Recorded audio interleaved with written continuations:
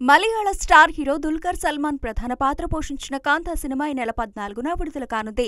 ఈ మూవీ దేశంలో తొలి సూపర్ స్టార్ గా గుర్తింపు పొందిన ఎంకే త్యాగరాజ భగవతార బయోపిక్ గా తెరకెక్కించారని ప్రచారం జరుగుతోంది. సెల్వమణి సెల్వరాజ డైరెక్షన్లో నిర్మించిన ఈ చిత్రం ఒకప్పటి తమిళ సినీ పరిశ్రమలో లెజెండ్ గా గుర్తింపు పొందిన త్యాగరాజ జీవిత కథ అని చెప్పుకుంటున్నారు.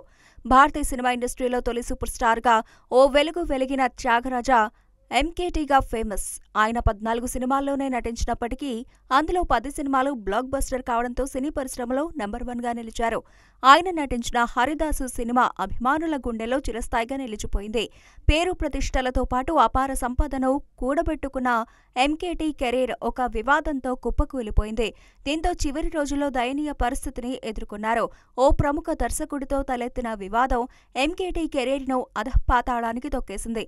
తర్వాత ఒక జర్నలిస్ట్ హత్య కేసులో ఆయనను ఇరికించడంతో 2 ఏళ్ల పాటు జైలు జీవితం కూడా గడపాల్సిన దుస్థితి ఏర్పడింది. నిర్దోషిగా జైలు నుంచి విడుదలైనప్పటికీ సినిమాల్లో ఆయనను ఎవరూ పట్టించుకోలేదు. దీంతో అన్నీ కోల్పోయి అనారోగ్యం పాలై 49 ఏళ్లకే చనిపోయారు. ఆయన విషాదభరిత కథనే కాంతా సినిమాతో వెండితెరపైకి ఎక్కించారని ప్రచారం జరుగుతోంది. ఎంకే త్యాగరాజ భాగవతార్ పాత్రను దుల్కర్ సల్మాన్ పోషిస్తూ ఉండగా ఆయన పతనానికి కారణమైన దర్శకుడి పాత్రలో సముద్రఖని నటిస్తున్నారు. దీంతో ఈ సినిమాపై ప్రేక్షకులు మరింత ఆసక్తి పెరిగిందని సినీ వర్గాల టాక్.